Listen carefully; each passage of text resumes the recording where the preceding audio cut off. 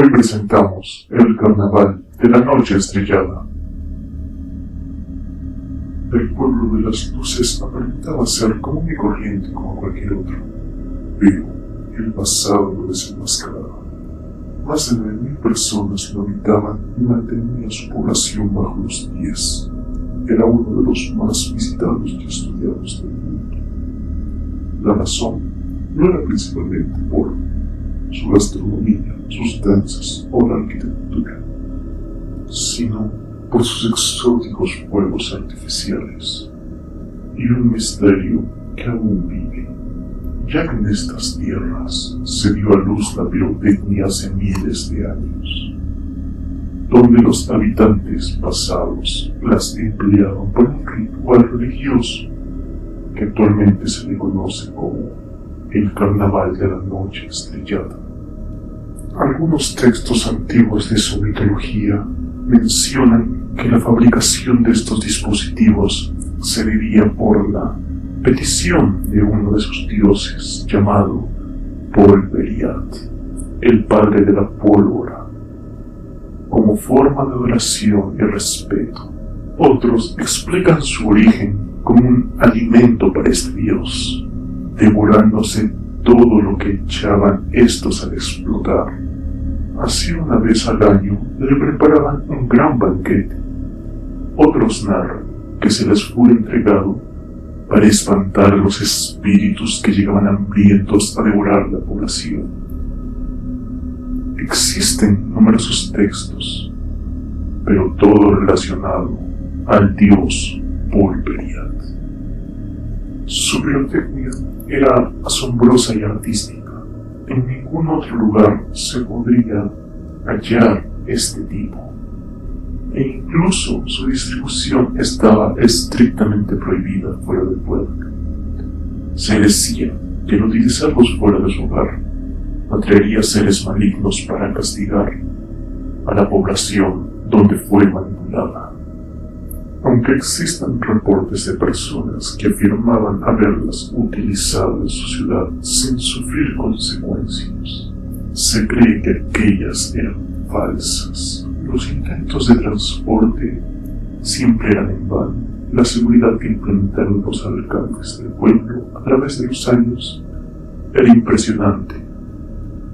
Era una mayor preocupación por encima del pueblo. Ya llegaba el día del carnaval y los turistas venían como hormigas a una jalea. Eran tantos que superaban el número de habitantes. Todos los hospedajes se abarrotaban, obligando a los extranjeros a dirigirse a ciudades cercanas. Esto era un gran negocio para el pueblo y sus alrededores. Incluso pagaban un permiso más costoso que el hospedaje para instalarse en carpas que bordeaban el lugar. Los comerciantes se instalaban en escasos minutos sus puestos de fuegos artificiales, alimento y vestimenta, como si su vida dependiera de ello. El alcalde iba de un lado a otro preparando el más grande show colorido, acompañado con una marcha de danzas típicas, repleto de disfraces y vehículos. Si bien es cierto que la mayoría venía con el propósito de gozar el espectáculo, también lo hacía por las desapariciones, puesto que cuando la festividad llegaba a su conclusión, tanto turistas como habitantes no eran vueltos a ver, y se reportaban numerosas denuncias. Las autoridades de las ciudades cercanas hacían investigaciones sin obtener respuestas. No había ninguna pista y se preguntaban desesperadamente cómo era posible. La seguridad aumentaba en cada carnaval bordeando el pueblo, pero la gente seguía desapareciendo sin más. Parecía que intentaban evitar que fantasmas se esfumaran. Numerosas veces pretendieron cancelar el carnaval por creerlo maldito y además muy contaminante. Lo curioso era que el pueblo de las luces era uno de los lugares habitados más limpios del mundo. Esto aumentaba las creencias de ser un lugar misterioso y la posibilidad de la existencia del dios Polveriat, devorador del humo.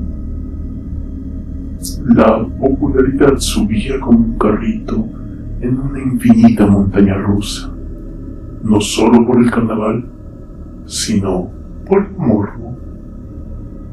El sol despertó con un día menos de vida. El carnaval más esperado llegó. Los habitantes se instalaron para trabajar. Los extranjeros se prepararon para comprar, visitar, explorar y conocer el lugar abarrotado. Desayunaban un plato que los pueblerinos gustaban mucho, unos extraños legumbres con huevo frito de pato, ensalada de tomate con cebolla amarilla mezclada con una sazón negra salada y semillas que crecían por todo el lugar. A simple vista no parecía algo disfrutable, pero al momento de ingresar a la boca, la lengua percibió un gusto grasoso bastante apetitoso y desconocido para el paladar. Los visitantes exploraban el pueblo observando las casas de piedra o arcilla.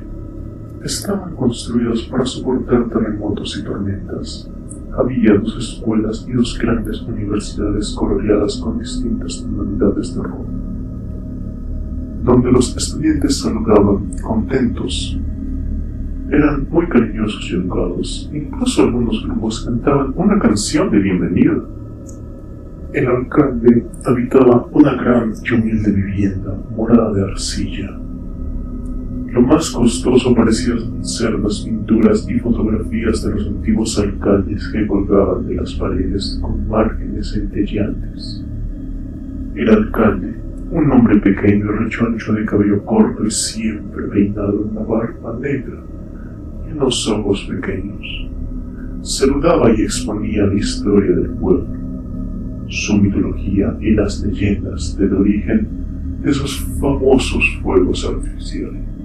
Tenía una voz tan dulce y agradable que no aburría a nadie y, además, era muy educado.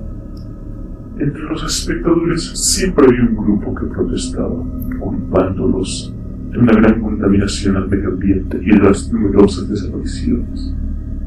Pero el hombre se mostraba sereno y explicaba que su pueblo estaba entre los lugares habitados menos contaminantes del mundo, que no tenía ninguna culpa por las desapariciones, ya que los habitantes también dejaban de ser vistos.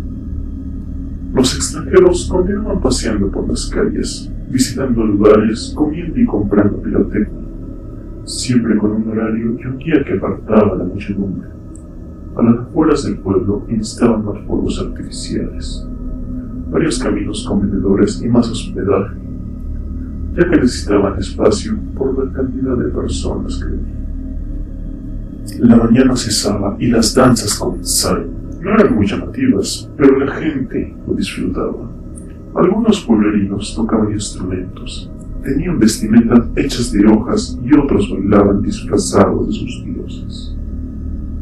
Un gran carro cargaba una estatua de Paul Beriat, el más alabado, y la gente aplaudía desesperadamente por su aspecto misterioso. El número de visitantes y policías crecía. La noche estaba despertando estrellas y todos temblaban ansiosos por lanzar sus fuegos. De pronto empezó el show. Los dispositivos volaban a los cielos y explotaban con diferentes colores. El cielo brillaba matando la oscuridad, oyéndose como una guerra.